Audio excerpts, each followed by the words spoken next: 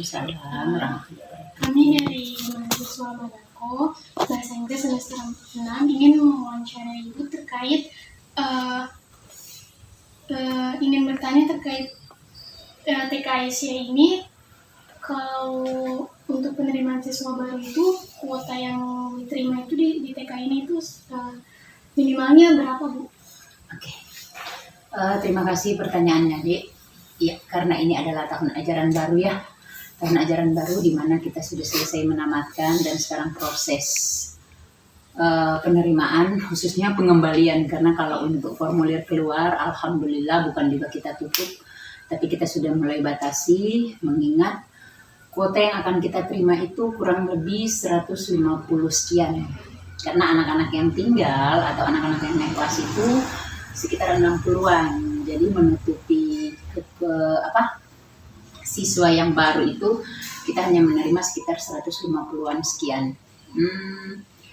Prosesnya sudah sementara berlangsung, dalam artian sudah pengembalian berkas, dan insya Allah bukan berakhir sih, karena mengingat TK itu adalah pendidikan non formal di mana penerimaannya berjalan setiap saat, cuma kita batasi dalam posisi jumlah, mengingat kita harus tingkatkan juga dari segi kualitas. Selama ini TK Asia 1 Baolan alhamdulillah jumlah siswanya yang terbanyak di Kabupaten Toli-Toli sebanyak 200 sekian, 250, baru-baru ini 258 yang kita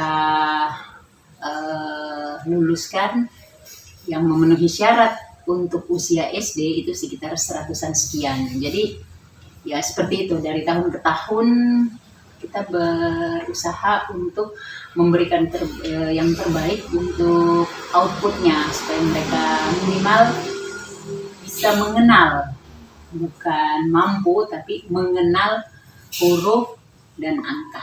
Itu yang kita inginkan. Kalau umurnya itu, Bu, minimalnya berapa kalau diterima? Untuk TK? Iya. TK Asia 1 Baolan itu melaksanakan dua program layanan, yaitu kelompok bermain KB dan kelompok TK. Untuk kelompok bermain dia usia 3 tahun sampai 4 tahun. Kalau usia TK dia usia 5 sampai 6 tahun gitu. Itu usia yang ada di kelompok bermain dan TK sekarang ini untuk Asia 1 Baolan, seperti itu. Menurut Ibu, kalau TK ini termasuk umum atau khusus? TK Asia 1 Baolan itu termasuk TK khusus, dan sebenarnya secara nasional TK Asia itu dia bersifat umum, karena beberapa di daerah atau di tempat lain, karena kita ini adalah sifatnya nasional.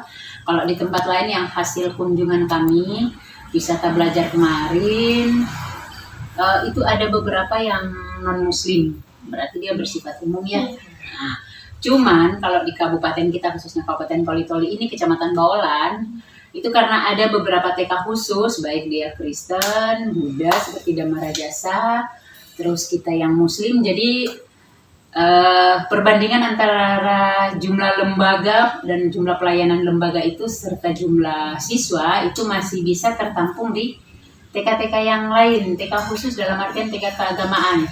Jadi ada TK Kristen, itu TK Immanuel, Pelita Bangsa, ada juga banyak TK Islam, ada juga TK Buddhis.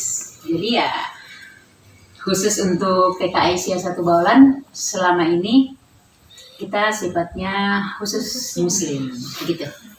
Nah, selanjutnya untuk ke metode yang digunakan, metode ajaran itu.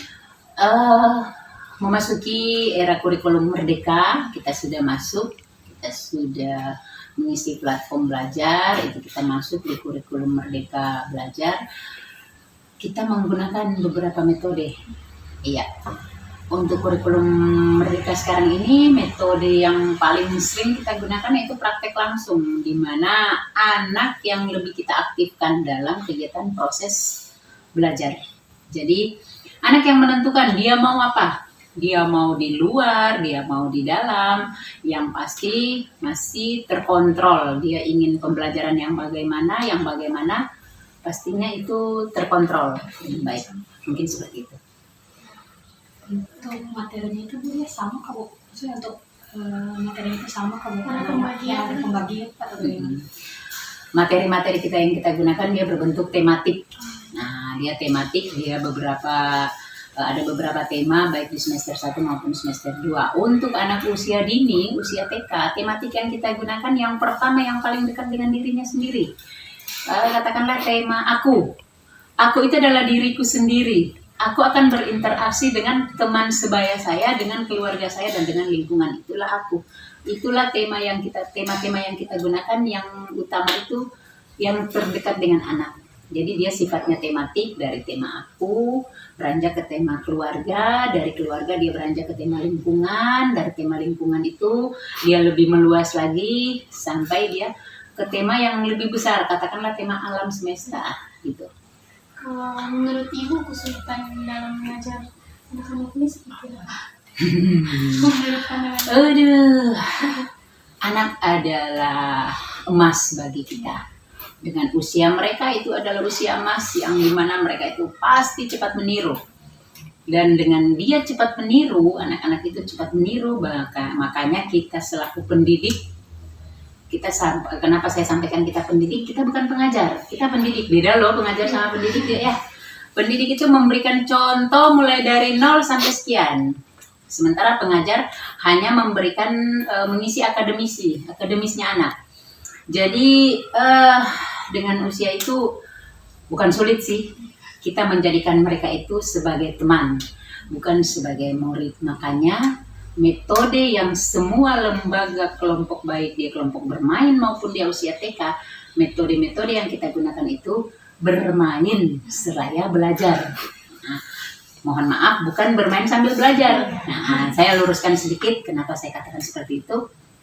Kalau bermain sambil belajar, belajarnya di bawah bermain. Jadi dia nggak serius. Tapi kalau bermain seraya belajar, bunga, setangkai bunga, itu bisa dia pelajari sambil dia seraya dia bermain. Bagaimana ya? Dalam satu tangkai bunga itu dia melihat, ibu guru ini kelopak bunganya untuk apa? Jadi dia sudah mengenal kosakata kelopak. Lebih banyak dia bertanya dengan dia melihat. Jadi keaktifan anak yang kita inginkan itu metode-metode yang kita gunakan. Dan kalau bertanya tentang kesulitan, bukan bagi saya, tapi bagi teman-teman, kesulitan yang paling susah kita dapatkan itu bentuk sosial anak. Dalam artian karakter anak itu dari sekian ratus, mohon maaf, kita harus melihat satu persatu karakternya. Mau ndak dia bersosialisasi dengan temannya, mau ndak dia melepas orang tuanya dengan tidak menangis. Karena apalagi dalam situasi tahun-tahun ajaran baru, kata menangis itu yang paling melekat dia ke anak. Jadi kita guru ya, metode yang kita gunakan menjadikan mereka anak kita dibawa dengan ya itu belas. Mungkin seperti itu. Pertanyaan terakhir Bu, apakah ada jam khusus pembelajaran mereka datang ke sekolah sampai pulang itu ada jam khususnya atau tergantung? Untuk kita TKIC ya, karena ada 2 layanan, kelompok bermain dengan kelompok TK, KB, itu kelompok bermain bukan tidak mempunyai jam khusus sih, tapi kita melihat kembali ke usia anak. Jadi kapanpun mereka mau, silahkan, kita welcome. Dan untuk usia TK, karena mereka sudah akan kita adaptasikan dengan lingkungan situasi SD, karena mereka sudah mulai istilahnya beranjak untuk masuk SD, kita biasakan untuk on time. Dalam artian mereka masuk pukul 8 dan pulangnya pukul 12. Kenapa jamnya tinggi? Karena kita tidak masuk di hari Sabtu. Kita hari Sabtu tidak masuk, jadi kita ambil kegiatan-kegiatan Sabtu itu kita selip di kegiatan selama Senin sampai Jumat. Mungkin seperti itu. Sekian Bu, terima kasih atas waktunya.